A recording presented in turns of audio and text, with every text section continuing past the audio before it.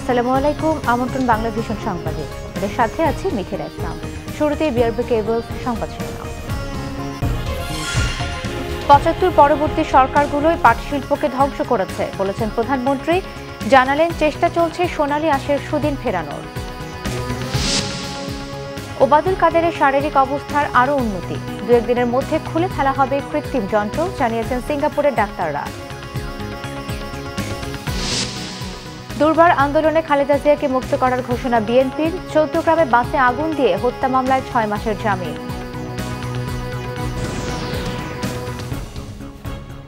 দেখছিলেন BRB cables সংবাদ শিরোনাম। এবারে পুরো খবর। পাটের সুদিন ফিরিয়ে আনতে সরকার কাজ করছে বলে জানিয়েছেন প্রধানমন্ত্রী শেখ হাসিনা। পাটের বহুমুখী ব্যবহার বাড়ানো, গবেষণা ও বেসরকারি খাতকে এগিয়ে আসার আহ্বানও জানিয়েছেন তিনি। বলেছেন ৭৫ পরবর্তী সরকারগুলোর চক্রান্তে ধ্বংস হয়েছে পাট শিল্প। জাতীয় পাট দিবসের অনুষ্ঠানে এসব কথা বলেন প্রধানমন্ত্রী। সোনালী আঁশ পাটের সাথে জড়িয়ে আছে বাংলাদেশের ইতিহাস, ঐতিহ্য। দেশের তৃতীয় বৃহত্তম বৈদেশিক মুদ্রা অর্জনকারী পরিবেশ বান্ধব এই পাটের সাথে প্রত্যক্ষ ও পরোক্ষভাবে দেশের প্রায় ৪ কোটি মানুষ সম্পৃক্ত। বর্তমানে বছরে ৯০ লাখ বেল পাট দেশে উৎপাদিত হয়। অর্থকরী এই ফসলটির উজ্জ্বল সম্ভাবনা তুলে ধরতে তৃতীয়বারের মতো পালন করা হচ্ছে জাতীয় পাট দিবস। সকালে রাজধানীর বঙ্গবন্ধু আন্তর্জাতিক সম্মেলন কেন্দ্রে পাট দিবসের অনুষ্ঠানে পৌঁছান প্রধানমন্ত্রী শেখ হাসিনা। ১৪ ক্যাটাগরিতে পুরস্কার তুলে দেন এই খাতে সংশ্লিষ্ট ব্যক্তি ও প্রতিষ্ঠানদের। পাট দিবস উপলক্ষে দুদিনের এই আয়োজনের উদ্বোধন করেন প্রধানমন্ত্রী। জানান সোনালী আঁশের সুদিন ফিরিয়ে আনতে সরকারের উদ্যোগ ও পরিকল্পনার কথা। যে পাট হচ্ছে কৃষি পণ্য, সাথে সাথে এটা আবার শিল্প পণ্য বটে, সেদিক থেকে এবং পরিবেশ বান্ধব বলেই এটা আজকে একটা বিরাট সম্ভাবনা আমাদের সামনে আছে। আমরা এই পাট খাতের বিকাশের জন্য বিভিন্ন পদক্ষেপ নিয়েছি। ৭৫-এর পরে যারা ক্ষমতা এসেছিল তারা যেন পাট শিল্পটাকে ধ্বংস করার জন্য উঠে পড়ে লেগেছিল, অথচ এটাই ছিল বৈদেশিক মুদ্রা অর্জনের একটি পথ। কাজে এই যে বৈমাতৃক সুলভ আচরণটা শুরু হলো, আর তার সাথে সাথে বিশ্বব্যাপী চলে আসলো কৃত্রিম তন্তু, যেটা পাটের বাজারকে একবার মুমূর্ষু অবস্থায় ফেলে দিল। পাট খাতের লোকসানে হতাশ না হয়ে সম্ভাবনাকে কাজে লাগানোর আহ্বান জানান প্রধানমন্ত্রী। এমন একটি পণ্য যার কিছুই ফেলা যায় না, সেটা কেন লোকসান হবে? আমরা লোকসান শুনতে চাই না। লাভজনক কিভাবে করা যায়, কিভাবে করতে হবে সেটা দেখতে হবে, এবং নতুন নতুন পণ্য আবিষ্কার করে এটাকে আমরা অবশ্যই লাভজনক করতে পারবো, এটা আমি বিশ্বাস করি। পরে পাটজাত পণ্যের বহুমুখীকরণে উদ্বুদ্ধ করতে আয়োজিত প্রদর্শনী ও মেলার বিভিন্ন স্টল ঘুরে দেখেন সরকার প্রধান। রুকুনুজ্জামান, বাংলা ভিশন, ঢাকা। ওবায়দুল কাদেরের শারীরিক অবস্থার আরও উন্নতি হয়েছে, ২-১ দিনের মধ্যে খুলে ফেলা হবে কৃত্রিম যন্ত্রগুলো, জানিয়েছেন সিঙ্গাপুর মাউন্ট এলিজাবেথ হাসপাতালের চিকিৎসকরা। দ্বিতীয় দিনের মতো সিঙ্গাপুরে মাউন্ট এলিজাবেথ হাসপাতালে চিকিৎসা চলছে আওয়ামী লীগের সাধারণ সম্পাদক ওবায়দুল কাদেরের। হাসপাতালে ৫ সদস্যের মেডিকেল বোর্ডের নিবিড় পর্যবেক্ষণ রয়েছেন তিনি। এদিকে দলের সাধারণ সম্পাদকের শারীরিক অবস্থার খবর জানাতে সংবাদ সম্মেলন হয় ধানমন্ডিতে সভানেত্রীর কার্যালয়ে। এতে দলের যুগ্ম সাধারণ সম্পাদক মাহবুবুল আলম হানিফ বলেছেন, চিকিৎসা নিয়ে ওবায়দুল কাদেরের সাথে বেগম জিয়ার তুলনা চলে না। তিনি বলেন, বেগম জিয়া একজন দণ্ডিত আসামি, কারা কর্তৃপক্ষ যেভাবে চাইছেন সেভাবেই তার চিকিৎসা চলছে। বিএনপি মহাসচিব মির্জা ফখরুল ইসলাম আলমগীর বলেছেন, জনগণকে ঐক্যবদ্ধ করে দুর্বার আন্দোলনের মাধ্যমে বেগম খালেদা জিয়াকে মুক্ত করা হবে। বিএনপির মানববন্ধন কর্মসূচিতে তিনি এসব কথা বলেন। বেলা 12:30 থেকে 1:30 পর্যন্ত জাতীয় প্রেস ক্লাবের সামনে এই মানববন্ধন হয়। মির্জা ফখরুল বলেন, রাজনৈতিক প্রতিহিংসার কারণে বেগম জিয়াকে আটক রাখা হয়েছে। বিএনপি নেতাকর্মীদের নামে দেওয়া হয়েছে ৯৮,০০০-এরও বেশি মামলা। এভাবে এই সরকার একদলীয় শাসন ব্যবস্থা চালাচ্ছে বলে অভিযোগ করেন তিনি। বিএনপি মহাসচিব বলেন, ঢাকা সিটি নির্বাচনে কোনো ভোটার ভোট দিতে আসেননি, কারণ মানুষ এই সরকারের উপর আস্থা হারিয়েছে। গণতন্ত্র ফেরাতে হলে বেগম জিয়াকে মুক্ত করে আনতে হবে বলেও মন্তব্য করেন তিনি। ফলাফল বাতিল করে নির্দলীয় সরকারের অধীনে পুনরায় নির্বাচনের দাবিও জানান মির্জা ফখরুল। চিকিৎসা পাওয়া তার মৌলিক সাংবিধানিক অধিকার, সেই অধিকারটুকু তিনি পাচ্ছেন না। আজকে তাকে চিকিৎসা থেকে বঞ্চিত করা হচ্ছে। তারা মনে করে যে দেশনেত্রী ওই চিকিৎসা নিতে গেলেও বোধহয় তারা ক্ষমতা হারাবে। দেশনেত্রী বেগম খালেদা জিয়াকে রাজনৈতিক প্রতিহিংসার কারণে একটার পর একটা মামলা দিয়ে তাকে আটক করে রাখা হচ্ছে। বন্ধুগণ, এর একটাই উদ্দেশ্য, কারণ দেশনেত্রী বেগম খালেদা জিয়া তিনি বাংলাদেশের মানুষের কাছে গণতন্ত্রের মাতা হিসেবে অভিষিক্ত হয়েছেন। কুমিল্লার 14 গ্রামে বাসে আগুন দিয়ে হত্যার ঘটনায় দায়ের করা মামলায় বিএনপি চেয়ারপারসন বেগম খালেদা জিয়াকে 6 মাসের জামিন দিয়েছে আদালত। বিচারপতি AK-M আসাদুজ্জামান ও বিচারপতি SA মুজিবুর রহমানের হাইকোর্টের বেঞ্চ এই আদেশ দেন। গত 4 ফেব্রুয়ারি কুমিল্লার আদালত বেগম জিয়ার জামিন নামঞ্জুর করেছিলেন। এরপর 27 ফেব্রুয়ারি জামিন চেয়ে হাইকোর্টে আবেদন করেন খালেদা জিয়া। বিএনপি জামাত সহ 20 দলীয় জোটের ডাকা হরতাল অবরোধ চলাকালে 2015 সালের 3রা ফেব্রুয়ারি 14 গ্রামের জগমোহনপুরে একটি নৈশকোচে পেট্রোল বোমা নিক্ষেপ করে দুর্বৃত্তরা। ওই আগুনে পুড়ে ঘটনাস্থলে 7 জন মারা যান। পরে হাসপাতালে নেয়ার পর আরও একজন মারা যান। ঘটনায় 14 গ্রাম থানার উপপরিদর্শক নুরুজ্জামান হাওলাদার বাদী হয়ে হত্যা ও বিস্ফোরক আইনে পৃথক 2টি মামলা করেন। প্রধানমন্ত্রীর বেসরকারি শিল্প ও বিনিয়োগ উপদেষ্টা সালমান এফ রহমান বলেছেন, নিমতলির পর সরকার ও ব্যবসায়ীরা অনেক কিছু করতে চাইলেও করেনি। এটা সরকার ও ব্যবসায়ীদের ব্যর্থতা এবং ভুল। পুরনো ঢাকার ঝুঁকিপূর্ণ ব্যবসা নিয়ে দক্ষিণ সিটি কর্পোরেশনের নগর ভবন এক সেমিনারে তিনি এসব কথা বলেন। সালমান রহমান বলেন, আগামী 2-3 সপ্তাহের মধ্যে একটি রোড ম্যাপ করা হবে, যত দ্রুত সম্ভব কেমিক্যাল গোডাউন সরিয়ে নিতে। 29টি তালিকার বাইরে কেমিক্যাল থাকলে ব্যবসা করতে পারবে না বলেও জানিয়ে দেন তিনি। সেই সাথে টাস্ক ফোর্সকে কাউকে হয়রানি ও অপদস্থ না করার অনুরোধ জানান প্রধানমন্ত্রীর বেসরকারি শিল্প ও বিনিয়োগ উপদেষ্টা। এ সময় দক্ষিণ সিটি মেয়র সাইদ খোকন বলেন, টাস্কফোর্স ঝুঁকি নিরসনের মধ্য দিয়ে ব্যবসায়িক পরিবেশ নিশ্চিত করবে। কোনোভাবেই ব্যবসায়ীদের হয়রানি করা যাবে না। টাস্কফোর্সের কাজেও কোনো ব্যবসায়ী বাধা দিতে পারবেন না। আগামী 24 থেকে 48 ঘন্টার মধ্যে প্লাস্টিক দানা ঝুঁকিপূর্ণ কিনা তা বিস্ফোরক অধিদপ্তরকে রিপোর্ট দেওয়ার নির্দেশও দেন মেয়র। টাস্কফোর্সের অভিযান চলবে বলেও জানান সাইদ খোকন।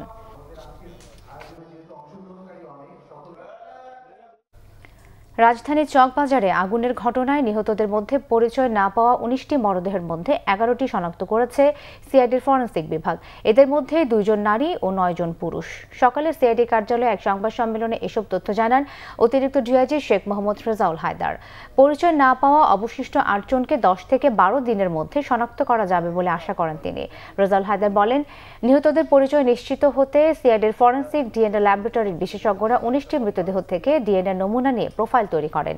পাশাপাশি তাদের দাবিদার 48 স্বজনেরও ডিএনএ প্রোফাইল করা হয়। ডিএনএ প্রোফাইল বিশ্লেষণ করে 11 জনের পরিচয় পাওয়া যায়। পরিচয় না পাওয়া অপর 8টি মৃতদেহের 23 জন দাবিদারদের স্যাম্পল নেওয়া হয়েছে বলে জানান রেজাউল হায়দার। বড় কারখানার ক্ষেত্রে সম্ভব হলেও ক্ষুদ্র ও মাঝারি শিল্পকে কেমিক্যালের ঝুঁকিমুক্ত করা সহজ নয় বলে মনে করেন এফবিসিসিআইর সভাপতি শফিউল ইসলাম। এজন্য সরকারি বেসরকারি যৌথ উদ্যোগের সাথে প্রয়োজন স্বল্প ও দীর্ঘমেয়াদী পরিকল্পনা। আর কেমিক্যাল পল্লী এক জায়গায় না করে দেশের বিভিন্ন স্থানে ছড়িয়ে ছিটিয়ে করাকে যৌক্তিক বলছেন কেমিক্যাল ও পারফিউম ব্যবসায়ীরা। বারবার কারখানায় আগুন, তাই ঘুরে ফিরে সামনে আসছে কেমিক্যালের বিষয়। পুরান ঢাকার নিমতলির ট্র্যাজেডির পর আবারও বড় আকারে সামনে আসলো চকবাজারের চুরিহাট্টায় আগুনের ঘটনা। গত 20 ফেব্রুয়ারি চুরিহাট্টায় অগ্নিকাণ্ডে ব্যাপক প্রাণহানির পর নড়ে চড়ে বসেছে প্রশাসন। তারই ফলাফল পুরান ঢাকা থেকে কেমিক্যাল গোডাউন সরানোর কাজ করছে ঢাকার দক্ষিণ সিটি কর্পোরেশন নেতৃত্বে টাস্কফোর্স। কেমিক্যাল পল্লী এবং না হওয়া পর্যন্ত এগুলো ঢাকার বাইরে, যেমন ফতুল্লা বা কেরানীগঞ্জ বা গাজীপুর, এইসব জায়গা থেকে কিন্তু এগুলোকে ডেলিভারি বা গোডাউন হিসেবে ব্যবহার করা হবে। এই ব্যাপারে আমরা ঐক্যমত পোষণ করেছি।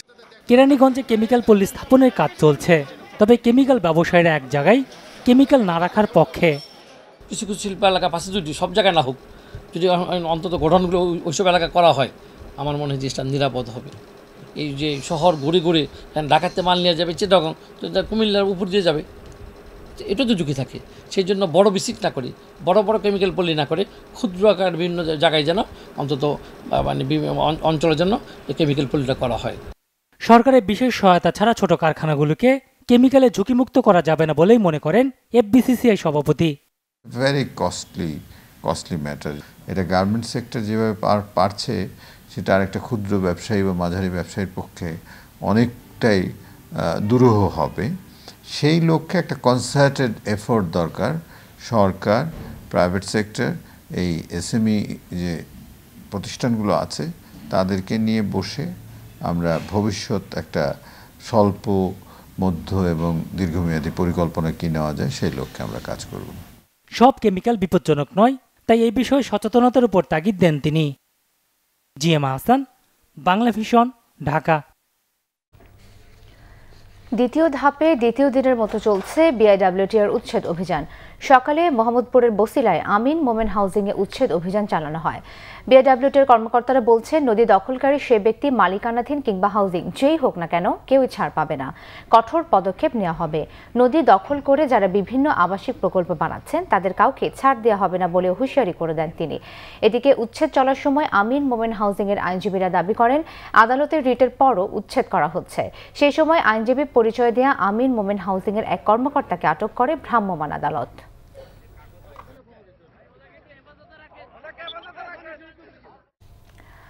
দর্শক, এই মুহূর্তে বসিলায় আছেন আমাদের রিপোর্টার রিয়াদ তালুকদার, কথা বলছি তার সাথে। রিয়াদ, উচ্ছেদ অভিযানের সবশেষ কি অবস্থা?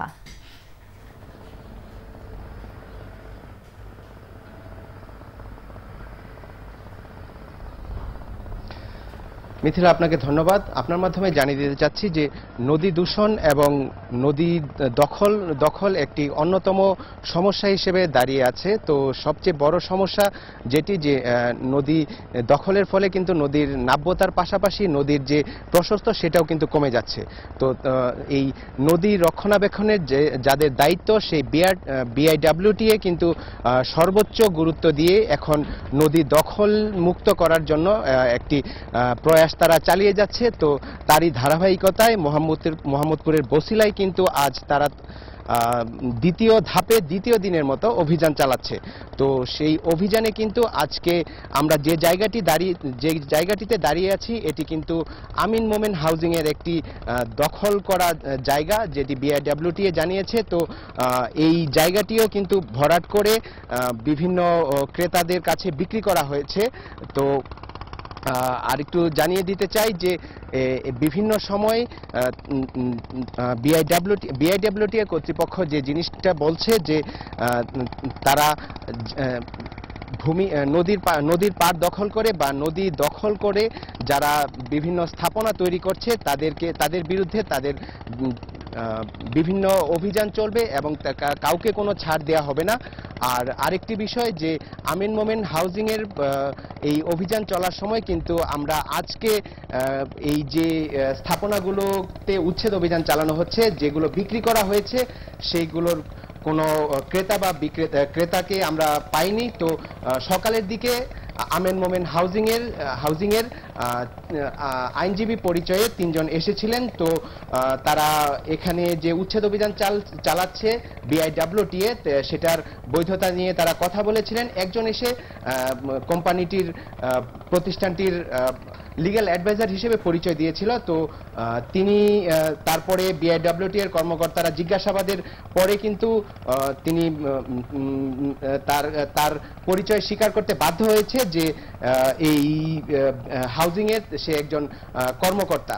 তো বিআইডব্লিউটি এর আপনাকে ধন্যবাদ। বসিলা থেকে জানাচ্ছিলেন Riyad Talukdar.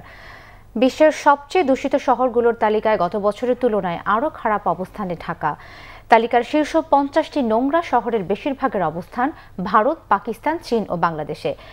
Greenpeace south east Asia প্রকাশিত বিবৃতিতে জানানো হয়, বিশ্বের সবচেয়ে দূষিত শহরগুলোর তালিকায় 10 নম্বরে ঢাকা। গেল বছর এই অবস্থান 17 নম্বরে। এই তালিকায় বাংলাদেশের চেয়ে খারাপ অবস্থা ভারতের। বিশ্বের শীর্ষ 10টি দূষিত শহরের 7টি ভারতে। এর মধ্যে রাজধানী দিল্লির অবস্থান সবার শীর্ষে। আর এশিয়ার শীর্ষ 5টি দূষিত শহরের তালিকায় পাকিস্তানের ফয়সালাবাদের অবস্থান 3 নম্বরে। বসতবাড়ি, শিল্প কারখানা এবং যানবাহন থেকে নির্গত ধোঁয়ায় বায়ুমণ্ডলে দূষণের হারকে ভিত্তি করে প্রতি বছর এই তালিকা তৈরি করে আসছে গ্রিনপিস সাউথ ইস্ট এশিয়া। নিচে সিবিসি টাইমস সংবাদ বিরতি, সাথেই থাকুন, এরপর জানিয়ে ফিরছি। 6 বছরেও দেয়া হয়নি নারায়ণগঞ্জে ত্বকী হত্যা মামলার চার্জশিট, বিচার নিয়ে শঙ্কা, উদ্বিগ্ন স্বজনরা। উদীচী হত্যার 20 বছর, এখনো বিচারের মুখোমুখি করা যায়নি মূল ঘাতকদের, থমকে গেছে পুনঃ তদন্তের কাজও।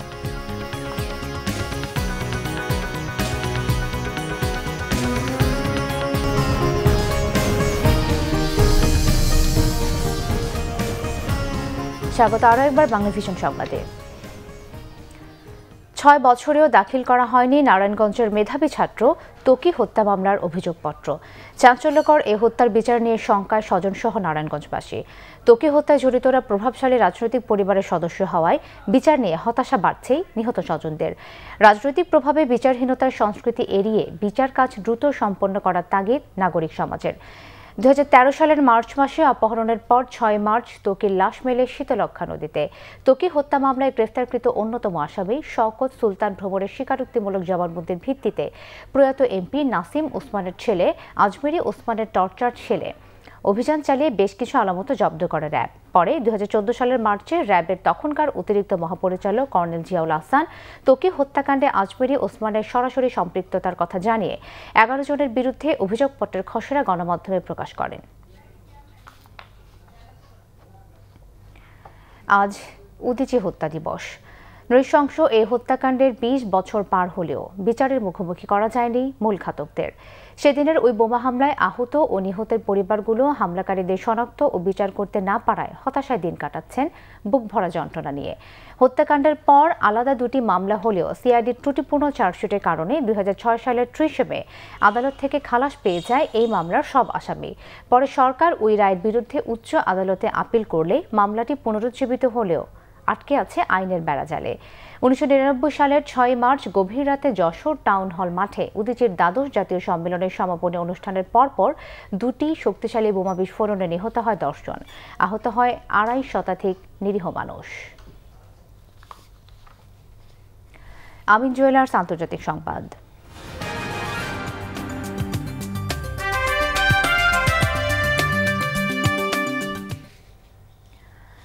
মিয়ানমারে গণতন্ত্র চর্চার সুযোগ কমার পাশাপাশি বিদ্বেষমূলক বক্তব্যের বিস্তারে উদ্বিগ্ন জাতিসংঘ।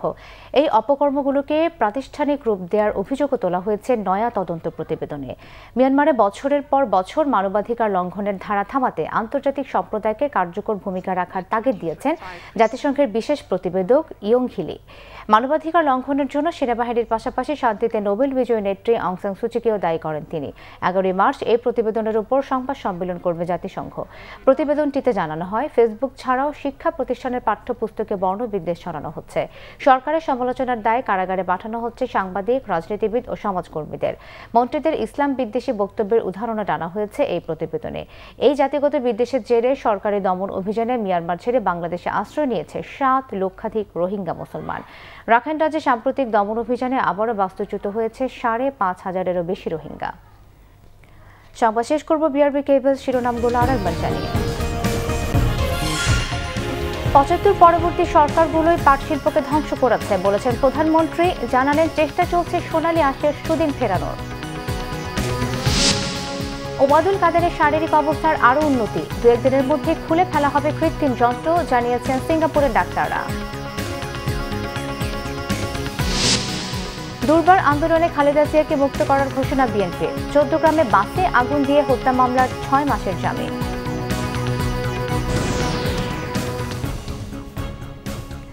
এই ছিল এখনকার মতো। পরের সংবাদ বিকেল 4টায়। এর আগে 3টায় রয়েছে নিউজ টপ 10 দেখার আমন্ত্রণ রইল। এছাড়াও ফেসবুকে বাংলাভিশন সংবাদ সরাসরি দেখতে লগ ইন করতে পারেন facebook.com/বাংলাভিশনে। এতক্ষণ সাথে থাকায় ধন্যবাদ সবাইকে।